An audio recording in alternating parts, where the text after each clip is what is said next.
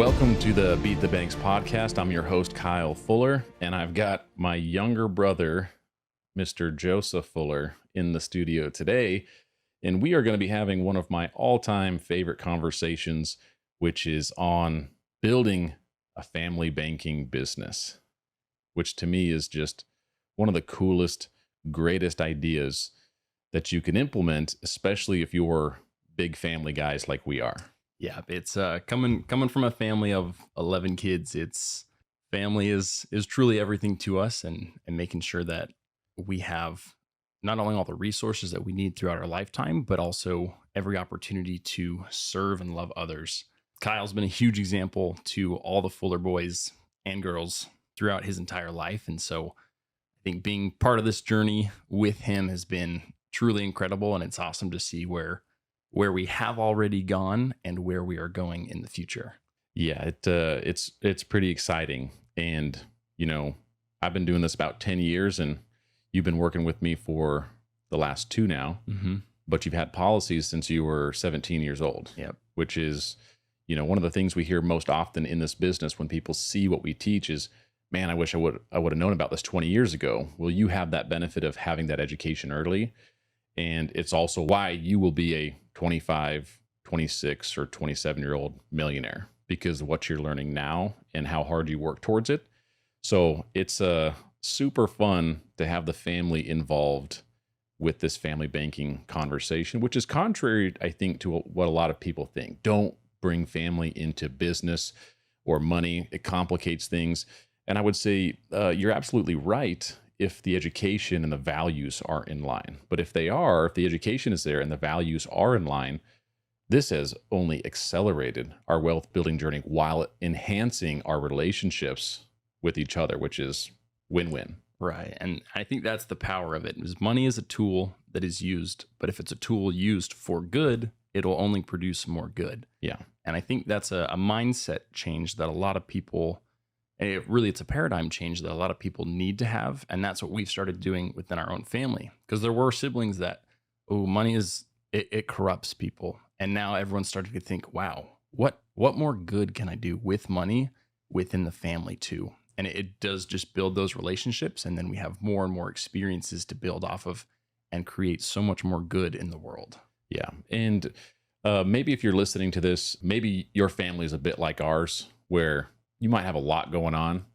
And we definitely, in our big Fuller family, have some generational habits and practices you and I definitely don't want carrying over to another generation, which is why we have these conversations around family banking, money, education, leadership, basically living that abundant life in all 5 areas: spiritual, personal, family, financial, and with our occupations, to change that paradigm around, you know, money is evil, or, you know, why would someone need that much money? Whatever it may be, there's things that have happened in previous generations for the Fullers that you and I are putting a hard stop to right now, so that my boys and your future children coming after us have a completely different paradigm and reality to live into because of the measures and the conversations we're building for our family right now. Mm-hmm. And I think one thing that people need to understand is Kyle and I had a very, I'd say, similar but different experience growing up. Kyle's number 2 of 11, I'm number 7.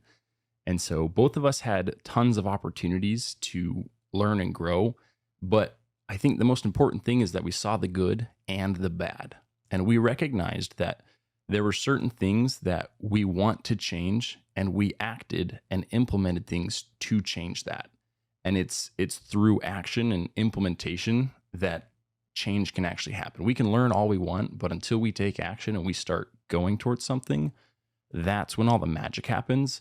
And that's what's made the huge difference in our entire family over the last 7-8 years, as Kyle's built what he's built, and he's taken on that leadership position. But those that have followed and understand his role in leading us has been astronomical in its implementation. Well, I appreciate you saying that, Joe. And, you know, you've told me before that you look up to me, but if you're listening to this, can you believe that that's everything that just came out of his mouth came out of a 22-year-old's mouth? Like, I look up to you tremendously, and I couldn't do for our family what we're doing without you. So just know you are headed straight to the top. And you're learning a lot of these things sometimes decades before other professionals learn this stuff. So buckle up because you're in for a wild adventure. So let's first talk about this idea. One quote I've always loved, I got it from Steve Chater, who's one of my mentors and coaches here at Factum, is that it's a quote from Eleanor Roosevelt, where she says, "Small minds talk about people, average minds talk about events, and great minds talk about ideas." And this family banking business is nothing more than a great idea. So I'm going to walk through the framework of what that even means. And then I want us to have a conversation, Joe, about how we've taken this idea and implemented it for the Fuller family. Love it. So first and foremost, this is a conversation that starts off with leadership, because when you're raising young kids like I am, I got 3 young wild boys right now. Diane and I have 3 boys. And we start off as young parents in a very dependent state, especially with the children. Those 3 boys look to Diane and I for everything, completely dependent on mom and dad. And this is how every parent starts this journey. And as those kids grow older and start growing up, we move into what's called an independent state as a family. Now, when our 3 boys turn 18, 19, whatever it is, that age, they typically will move out, go to college. In our LDS culture, they'll usually go on a church mission, go serve some community or a country for 2 years. And so there's this independence that happens. And this is really a separation of the family. We used to be very dependent, working in like one sphere. Then we become independent, and our 3 boys will detach from Diane and I and go do their own thing. Now, this is typically seen as a very proud moment in our society. Great, you're independent. You know, you and I both became independent from mom and dad at some point. Moved out, got my own place, started buying my own cars, all these things. But here's a problem that I want to challenge with this conversation is, as soon as we become independent, this is where a lot of the separation from the family banking and the money actually happens. Because when we're independent, let's just say for my 3 boys, they're eventually going to go need and want to do their own financing. Let's just say for vehicles. Now, the average American will drive 13 vehicles in their lifetime and spend roughly $400,000 doing that. And this is a time that our kids see as a proud moment. Yes, I don't need mom and dad. I've got some self-reliance. I'm kind of doing things on my own. What the problem is, some of the biggest players in the money game, which are commercial banks, they move into that relationship when this happens. And they are more than happy to build that relationship with our children, especially around cash flow and financing for things they have to have in their life, like homes, vehicles, business, startup capital, whatever it is. So I want you to think about that. My 3 boys grow up, they become independent, they go finance their own vehicles. This $400,000 they spend on those vehicles in their lifetime flows away from the family unit, and it inevitably goes to one of the big banks, Chase, Bank of America, Wells Fargo, whichever one it is, right? And the only reason this happens is because the banks understand a very important role in the money game, which we are not usually focused on. As a family, we're in one of 4 quadrants, like Robert Kiyosaki teaches in his book, Cash Flow Quadrant. You're either an employee, a self-employed individual, a business owner, or an investor. But all 4 of those players in the money game need financing or the banker in their life, someone to control that flow of money for all the transactions they make. So when our kids go do this, no matter what role they are in the money game, this money is transferred away from the family and it goes to these banks. So inevitably what we've done is we've transferred the leadership relationship we could have instilled and built with our kids, and we've transferred it to a big bank. And they're more than happy to do this because all those vehicles are cash flow for someone else's bank. So that's not the only problem though, because if we learn something from the book, Becoming Your Own Banker by Nelson Nash, he said the problem is that we finance everything in life. You either pay up interest to use someone else's money, or you give up interest you could have earned when you pay cash. So the interest cost, or what's called the future value of that $400,000, if our kids would have directed that through a more efficient savings environment, which we would recommend whole life insurance for that, it would have grown to about $1.5 million for each of those children. That 400,000 would compound to that 1.5 million. So the true opportunity cost, the lost opportunity cost for a family of my size with my 3 boys is $4.5 million for Diane and I. So This is a conversation we've now been very intentional with teaching to our young boys about how much to save, where to save, so that by the time they're old enough to recognize this is happening, they will want to use Diane and I for their financing needs. And we're going to get to that in just a minute. Right. And Kyle, if I might add something I was thinking about as you were talking about that, not even from, I mean, the financial implementations of this are truly, it's incredible how much money your kids can bring back to the family and keep you all closer together. But I think one of the things that people need and are craving right now is relationship capital. You think about the relationship between a father, a mother, and a son or a daughter, and coming back to mom and dad and saying, hey, listen, I know that you guys have this system that I want to tie into. I understand the rules behind why we do what we do. I think that alone puts them in such an awesome perspective, because once they are in that independent state, they're subject to whatever leadership comes to them first. And so if that role in their life, that financing role, is also their parents who are teaching them good morals and values, just imagine how much further that person's going to go in their life because you had that relationship with them. And that's what we need right now, is so many more relationships and building that trust and really that lasting effect, because it's going to transfer to generations. You think about how many kids leave their parents, and then all of a sudden there's this disconnect, not only financially, right, but in so many of their areas. But just another thought there. Yeah, you're exactly right, because what we believe is if you want to wake up and enjoy every second of every day, you have to create abundance in all areas of life. You can't leave anything out. And it takes very intentional work to get that done. But the most important thing in every area are the relationships. So when it comes to the family, you're right. The economics of building a family banking business is so profitable. If people saw this, I don't want to say they'd start hating the banks, but they'd definitely raise an eyebrow, because it's kind of like, why did we not know this was happening? We were told if we get into business or become an investor, we win. That's the way to win. But there's players in the money game who don't really want you to know what they do, because if you did, you'd just go do it for yourself. And that's banking. And if we don't take that leadership role upon ourselves, you're exactly right. The banks are more than happy to do it for us. But the problem with that is most banks don't really want to build a relationship with you. They see you as a number, and that's pretty much it. Now, there are some smaller banks that do have great people, but from the big boys, Bank of America, Wells Fargo, Chase, even if you're a heavy hitter, you're nothing to these banks. You're nothing more than a number. And that's not the way we want to live our lives. We want relationships. And it's a higher calling as a parent to teach your kids about money, keep them close, instill your stewardship and leadership and values into them. Because if we don't, someone else will. 100%. And I've given this one a lot of thought. We've been in some masterminds recently where I've heard a lot of people who are significantly older than I am asking these questions because their kids are in their teenage years or, coming up on 20, whatever it is. And I've heard a lot of these parents say like, well, how do I get my kids to like listen to me? They don't want to listen to what I have to say about money. They want to look at these TikTok and YouTube influencers and they want to go make money that way. And it really caused me to reflect on, okay, how can I take what these people are struggling with and fix it in my own life sooner?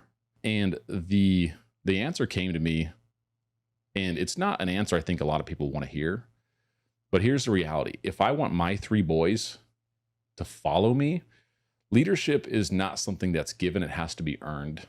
And if I want my 3 boys to follow me, I better become the most wealthy person they know. That's the only way to do it. If they go, I want to learn about money, my only option for me, and this is why I work the way I do, is I want to be the wealthiest person my boys know, so that when they come of age, they wouldn't go to anyone else for advice. They'd come to me. But that's a role that a lot of people, they don't want to hear that.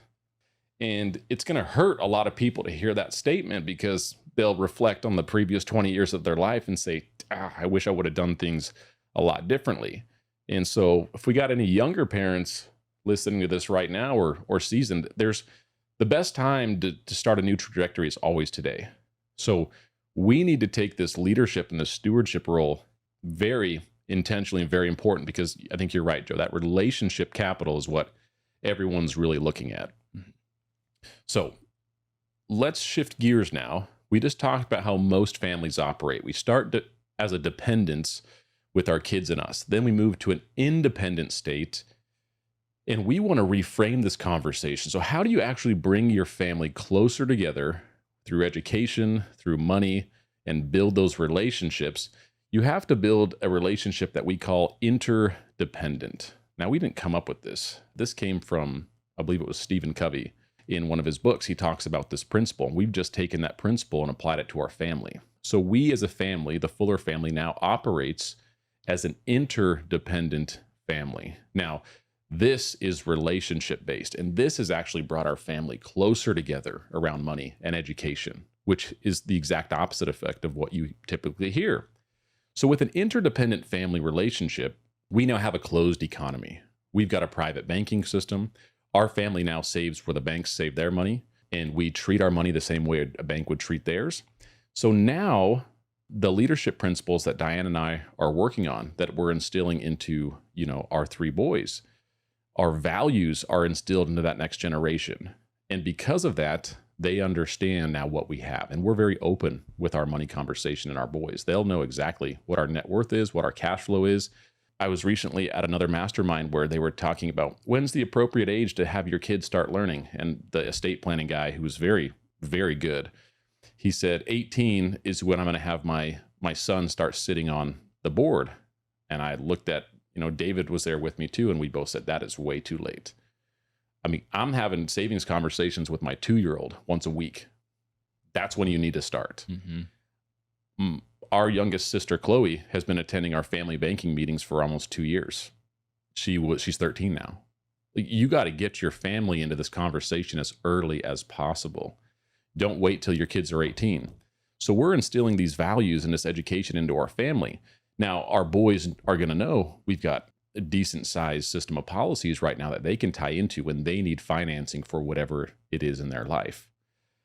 And so if they're going to go finance these vehicles right now, and we're working interdependently now, not independently, where do you think they're going to go to get the financing for those vehicles? Right to mom and dad, because the relationship's already there. They understand money.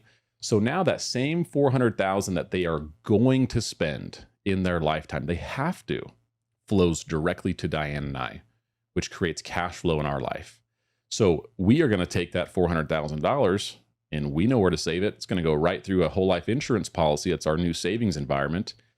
And that's going to yield $4.5 million for those 3 kids. And if I might just add, Kyle, so that is just vehicles alone in their life. Imagine all the other things that you can finance for your kids and the opportunities that they're going to, they have to have money. Everyone needs capital in their life. They have to have that money, but then everyone's also going to die at some point. And so if you have cash while you're alive and you have access to these banking tools within a system of people you love, know, and trust, that is a huge step up in the money game, but also the conversations around relationship, right? If you have kids that continually come to you year after year and say, Dad, I know and understand that every dollar I spend with you will stay in our family for truly indefinitely. Forever. It is going to be passed down to me, and I will pass it down to my kids. And imagine a whole society of people who think like that. Because right now it's, hey, let's go give it all to the banks. Once you put your money there, and it's truly gone forever. You don't ever see that ever again. Yeah, that's the problem that Nelson Nash identified. That I'm convinced if more people understood that was happening, they could change their entire financial world. We're not financial advisors. We're experts in the infinite banking concept, and it's a completely different conversation than rates of return in investing. Banking and investing are the exact opposite functions in the money game. When you understand both of them, that's when you can use them to your advantage. So you're exactly right. And the reality is, my 3 boys, your future kids, Joe, they might not want to do what we do. That's the reality. Just because we're in business does not mean they'll be business owners. They're going to have their own unique abilities. But what they can't go through life without is the banking function. That affects every player in the money game: employees, self-employed people, business owners, and investors. All of us need the banker in our life. So why are we not thinking about owning that function to finance and control the flow of money for whatever we do financially in our lives? That's where the major aha has to come in for people. Right. And it's called the infinite banking concept because there's infinite ways to finance things and spend money and do more good. And I think it's such a powerful, and for me it was truly life changing. So I had to read Nelson's book 3 times and go to 2 of your seminars before I realized, oh, that's what's happening here. This is why we would want this. And so it does take time and you have to put in the work, but that's with everything in life. If you want to learn to be a doctor, you're going to have to go through 15 years of schooling plus, everything else. And so it does take time and consistency, but as soon as those light bulbs start going off for people, you realize you're probably sitting on $300,000 in just this year alone on opportunity that you could be jumping on. And when those light bulbs do start going off, it's so fun because it does make life so much more enjoyable to think, okay, I'm already doing these certain things. If I just change where I was doing those things, everything would be put into my ball court.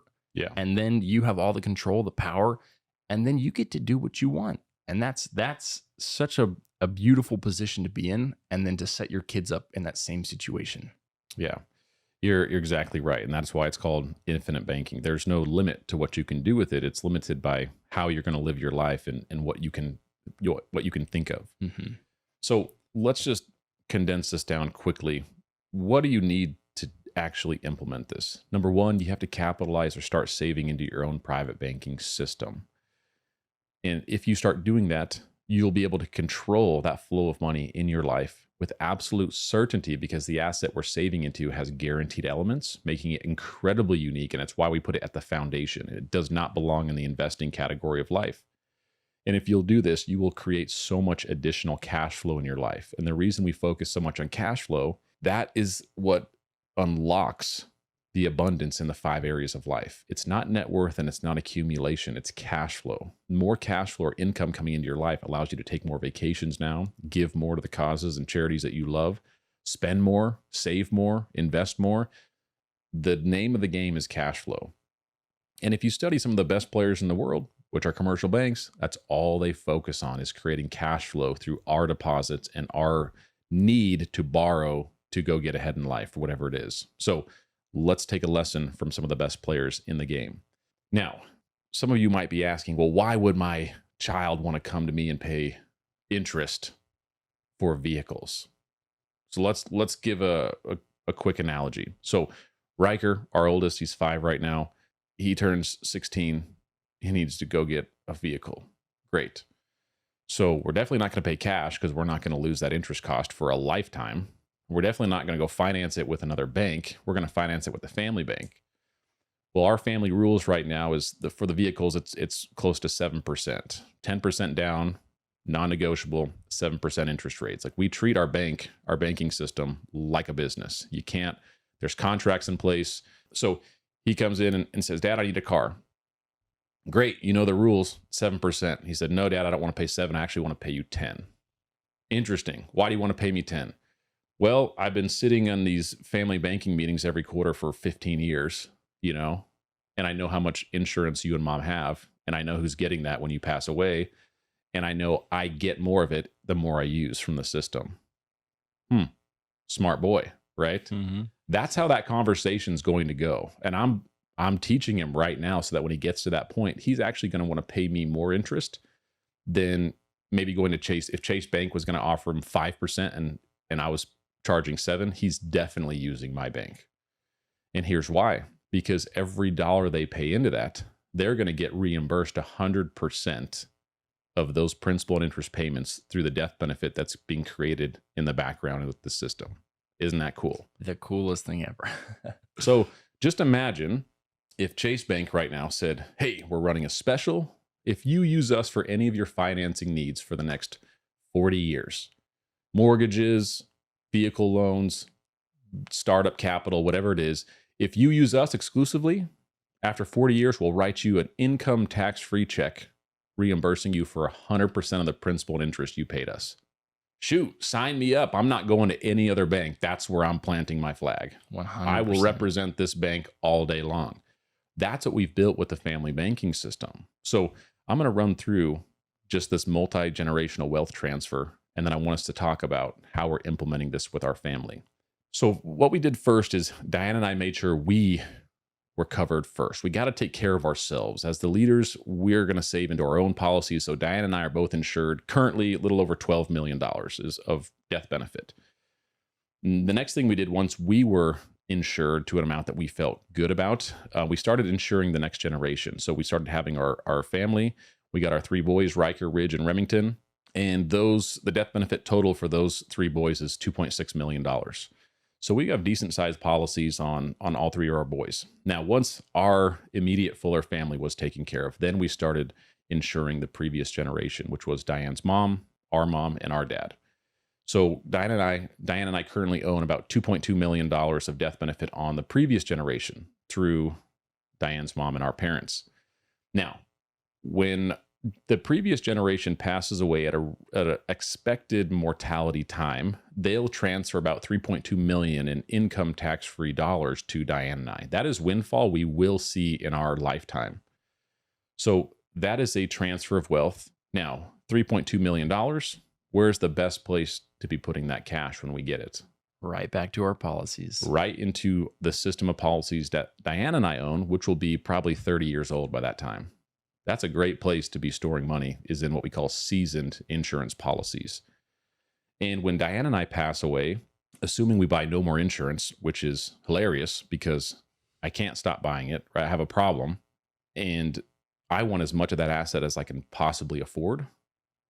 But if we don't buy any more policies right now, our current death benefit will reach about $34 million by the time we realistically pass away. So that, coupled with what we get from previous generation, that's a little over $37 million. That's what will be transferred to our 3 boys when Diane and I pass away. Now, why would they want to tie into our family banking system and use us for their mortgages, their vehicles, any financing need they get? Because that $37 million, whoever's borrowed the most and paid the most into it is getting that reimbursed 100% immediately. Then we go on and split the death benefit how we want to those 3 boys. So that's the incentive right there, to build the relationship with your kids, to keep them close through interdependent conversations and leadership, because they know whatever they pay into that system, which is cash flow for Diane and I, that enhances our ability to travel, spend, give now. And those boys are going to get everything reimbursed once we're gone. And by the way, the death benefit on our 3 boys, by the time those kids pass away for their generation, coupled with the wealth transfer they get for us, they'll leave about $47 million to their kids through this wealth transfer. That's assuming they don't buy any of their own policies right now. That's just what we've created. So what we're really doing here is we're buying our net worth for pennies on the dollar. And our guaranteed future estate, all of this is created by our savings environment.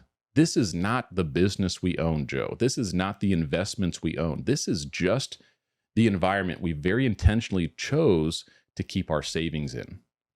When you start to add some of these things up, you understand why banks don't keep their savings with other banks. They keep it with life insurance companies. Right. And I think, first of all, I got chills. It's so incredibly powerful to think like that. But I think it also gives us the opportunity as parents to realize 100% this amount of cash flow, that $47 million, will be created without a shadow of doubt, right? Guaranteed. It's guaranteed to come to them. So it is our responsibility now as parents, as leaders, to prepare them for that amount of cash. And it comes down to very intentional relationships with them. And that's why these conversations are so powerful, because it's realizing you're projecting yourself into the future, and you know for 100% it's guaranteed to come. So you better prepare your kids to be ready for that amount of cash and not squander it. And so building those relationships early and having these conversations and doing family banking retreats, you can make them so fun. And if you talk to tax professionals, you can write off certain trips, do family retreats. That's one of the things we're preparing for next year. And then it starts to become very fun to have these conversations and to do them in incredible places. And your kids will start to realize, wait, dad's getting wealthier every single year, taking us on trips and teaching us. Why would we not do the same thing for our kids and then do it on a scale 10 times bigger? And that's what starts to happen is that's the mindset shift of they don't have to retire because they will literally get wealthier every single year, no matter what. Yeah. And you hit on something really important. You keep going back to it, which I love, which is the relationships. Because all of this that we're talking about is completely wasted without the right stewardship and the right interdependent relationships, which has to start with education. So one of the things that we teach with our wealth pyramid is there's a foundational portion to the wealth building process. And that part is non-negotiable for everyone. No matter what employee, self-employed, business owner, investor, everyone has to have the same foundation. It's just like building a home. You have to have a foundation that has certain elements built into it so it's strong enough to have the structure built on top of it. Now, the structure you see above ground can be different for any home, any building, but the foundation has to be the same with the same concrete, rebar, whatever it is poured into there, because it has to have certain elements. Same thing with the wealth protection foundation. But the family banking education is a huge part of that. Our kids might not be investors or business owners, but if they want to stay as an employee or a self-employed individual, nothing wrong with that. That might be their purpose and their calling in life. They at least need to know the banking side because that still affects them. Mm-hmm. So that part is non-negotiable.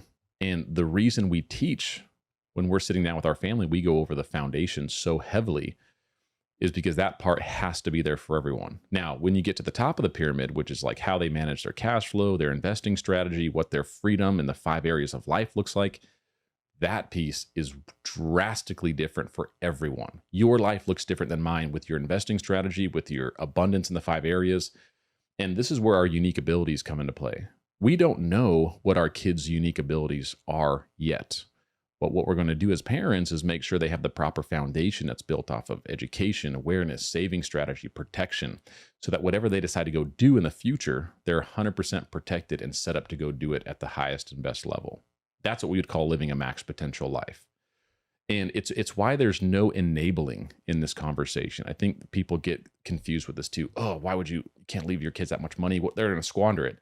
Yeah, they probably will if you're not leading them right. That's the problem. The problem is us. It's not our kids. It's what are we doing as parents to lead them to become that person they need to become in this life as early as possible. That's what gets me excited about doing this, is having, my boys potentially be 18, 19 and having access to millions of dollars.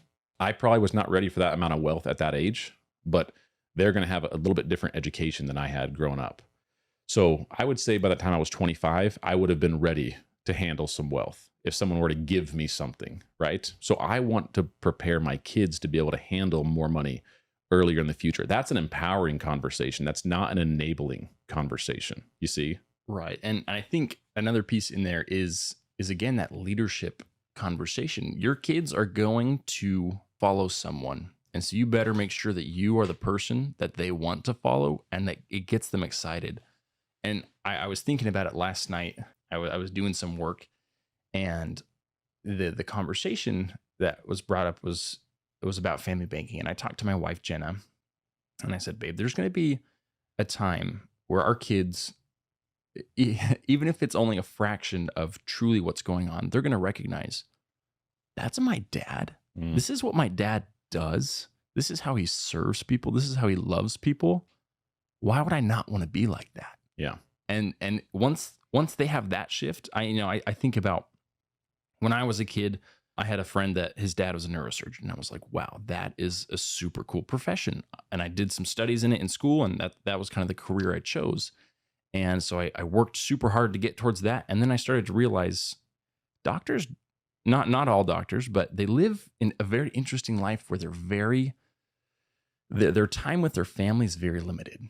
And then that was right about the same time that I was fully recognizing your impact in our family, Kyle. And I realized you can be a leader and live a wonderful, wonderful life and still do incredible things with your family. It doesn't have to be you either work or you're with your family. And I feel like that's a paradigm that people have is you either have to slave away your whole life to provide for your family, and then they get the leftovers of who you are. But when you can be fully present and give them all the opportunities, that impact will 100% go to the next generation and the next generation, right? Because now they understand, if I just do what dad does, even a fraction of it, I will have an awesome life and my kids will too. Why would I not want that? Yeah, it's a major paradigm shift, but it's also why I love the family banking conversation, because it brings two of my favorite areas of life together, which is the financial realm and the family realm. And it bridges those, which I love both of those areas, right? And you're exactly right. And the part about banking that enhances everything else in the money game, that's the fascinating part.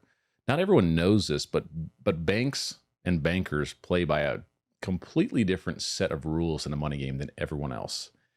And essentially, when you can create your own rules in the money game, it's extremely easy to win. Like, that's the advantage. Like, you can probably go back and remember playing Monopoly as a kid.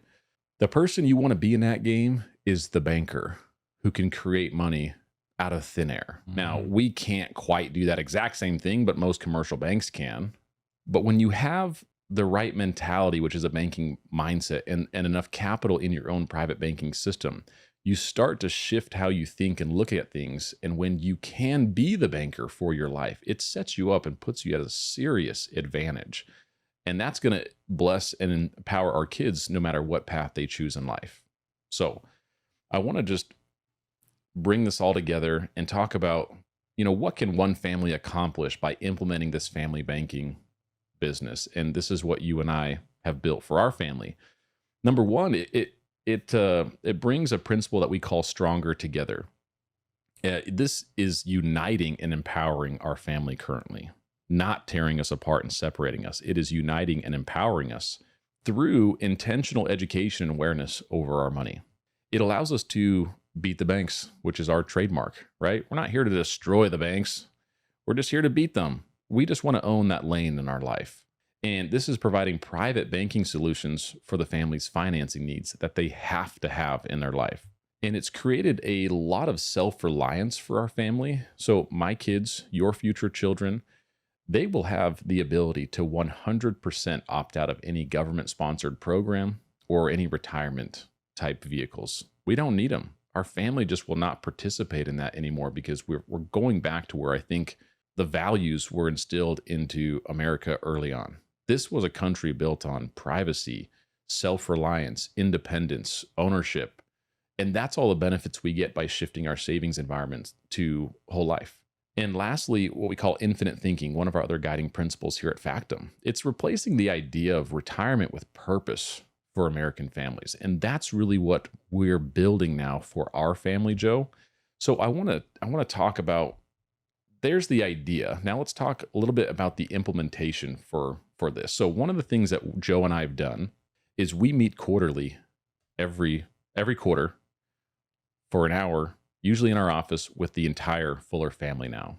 And the reason we're doing that, we ran those numbers, the opportunity cost or future value lost cost for vehicles for one child is $1.5 million, right? So if those kids get married, that's not 4.5, it's $9 million for my 3 boys.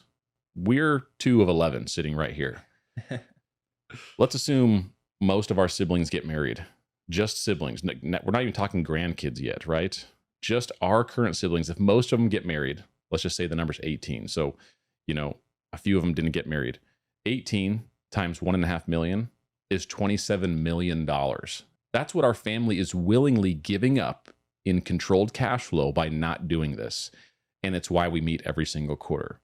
Now, when we meet once a quarter as a family, typically we talk about our wealth building framework through the pyramid, and we will review our wealth scorecard to make sure everyone understands the elements of the foundational aspect of this pyramid. And we're going to stay there for as many years as it takes until everyone understands that. Once your foundation is set, you're protected going out into the big wide world to go make better decisions, more conscious decisions, more intentional decisions that should be built off of a very unique investing criteria too. So you and I are both investing right now because our foundations are already set. Mm. We're not encouraging everyone in our family to start investing right now because they don't have the education or the wherewithal to do it yet. So if we're not intentionally investing, I'm going to go ahead and call that speculating. We're not encouraging our family to go out and speculate like most Americans are. That's why they consistently lose, because they don't really know what they're doing. So we have just been very patient, laying the right foundation for our family to get to a point probably in the next 3 to 5 years where we'll start investing on a very large scale, very intentionally.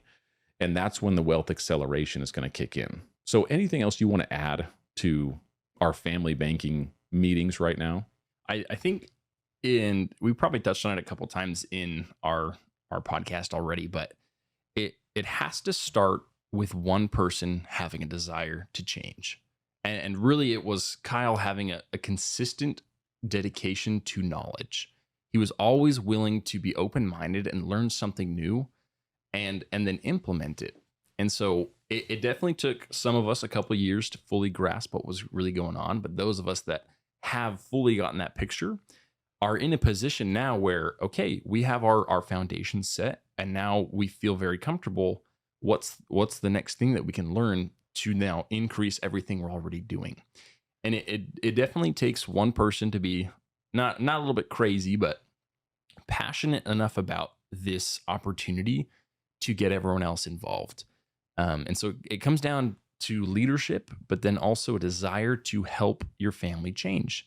I love it. And right, there has to be the passion and the desire to do something different. Like we started this episode, we've definitely got some habits and mindsets that existed in previous generations that we are just not willing to tolerate in the future. And it's one of the reasons why we coupled our estate plans and this family banking conversation with what we call our future family letter.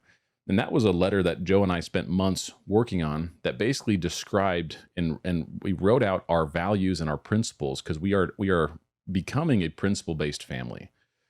And our principles need to stand the test of time. So we wrote this document to make sure that our children's children can read this with the empire that you and I are building, to know where everything came from and how we did this and what we will tolerate and what we will not tolerate. You have to treat this like a business. This is not a charity, right? This has to be something that you have to take seriously. Now, we're going to do a lot of giving through this business, but if people don't follow the rules, they cannot participate in this. So we have contracts in place. There's education that happens before we make any loans to family members. And it's a reason why we've never been burned in the family, because we take the proper precautions. Now, we'll teach you all this, and we go over this really in depth on our wealth seminars, our live ones. You need to start attending those if you have not been to one. But that future family letter will help instill the values and the principles of all the money that's being generated. Now, what I'd say is if you're ready to keep millions of dollars in your control, then it's definitely time to start your family banking system. And this has to happen through education. And like we've referenced, we meet quarterly right now, and we go over a series of education, implementation, accountability. And this meeting, actually, it's tonight, is our quarterly family banking meeting.